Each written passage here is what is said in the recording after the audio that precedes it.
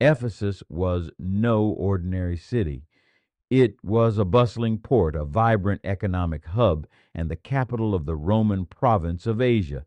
Imagine a place where trade routes converged, cultures mingled, and wealth flowed freely. On one hand stood the magnificent temple of Artemis, one of the seven wonders of the ancient world. On the other, a significant Jewish population maintained its distinct identity amid pervasive paganism. Paul's ministry in Ephesus lasted about 3 years. He established a strong Christian community, but not without fierce opposition.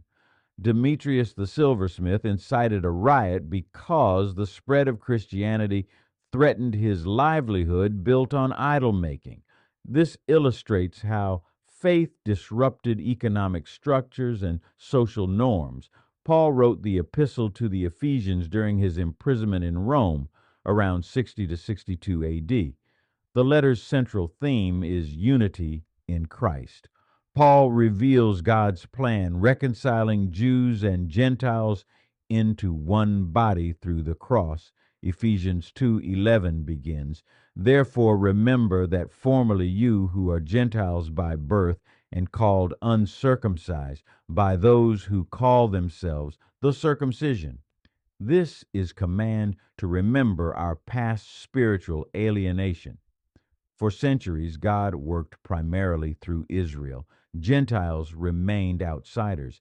Even the temple had a dividing wall warning Gentiles that crossing it meant death, symbolizing deep separation. The hostility was profound. Jews often referred to Gentiles as unclean dogs. Greeks called foreigners barbarians. This was the classic in group versus out group thinking, fueled by pride and cultural superiority. Paul's message of diversity, equity, and inclusion among all Christians was revolutionary.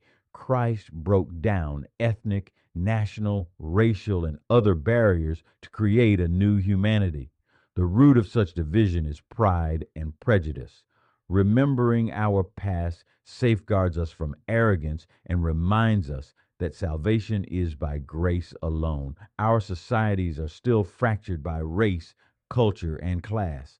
Paul urges us never to forget our desperate state before Christ, so we remain humbled and compassionate. Paul describes three aspects of the Gentile condition. First, separated from Christ, they were alienated from true hope, having no lasting purpose beyond this life. Two, excluded from Israel's commonwealth, they were outsiders to God's covenant blessings and God's assurances. Finally, without knowing God in the world, they were facing trials and death alone. Paul notes this in order to deepen our gratitude, fuel our evangelism, and guards us against complacency. Verse 13 marks a turning point. The divine intervention of Jesus changes everything. We are no longer alienated, but fully identified with Christ. Under the old covenant, only the high priest could approach God's presence through sacrifice. Now, Christ's blood grants every believer access. This then but now contrast has practical power. Now, false pride and prejudice separating his people should vanish, deepening love and gratitude for Christ. Our salvation was a gift not earned, making us deserving. While we stress a meritocracy, the gift of grace and salvation is unmerited favor to all people. Now we should be fueled by compassion. As beneficiaries of Christ's compassionate sacrifice, we must understand the plight of the lost and see the hope of Jesus for all and see God in all people. In verses 14 through 15, Paul says, "For he himself is our peace, who made the two groups one and destroyed the barrier."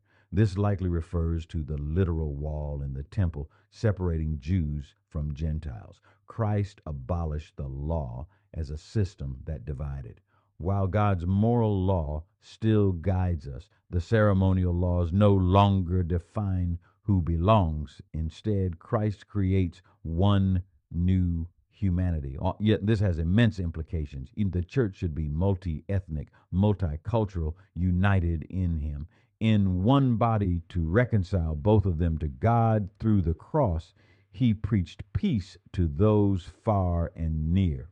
The focus shifts from horizontal reconciliation to vertical reconciliation. The law condemned all people, but Jesus kept it perfectly and paid the penalty for our sin, offering peace to all who believe. Through Christ, we have access to the Father by the Spirit. Christianity is not ritual, but relationship, approaching the Father because Christ brings us near. Finally, verses 19 to 22, Paul gives three powerful images. We are citizens of God's kingdom, no longer outsiders, but part of his nation with rights and responsibilities. We are members of his household, not just citizens, but family. We belong, we are loved, and we have a place. We are a holy temple built on the apostles' teaching, anchored by Christ. In him, the whole building grows into a dwelling for God's Spirit. This means the church is not a building. Rather, the church is God's people gathered, holy and united. Every believer is a living stone fitted together to display his glory. In practical terms, this calls us to active commitment, to love the church, serve in it, and pursue holiness together. Christ loved the church and gave himself for her. If the church is central to God's plan, it must be central to our lives. In a world focused on difference, we must live into the unity, rooted in the shared gratitude for the grace that saved us. That's the lesson for this week. Have a great week.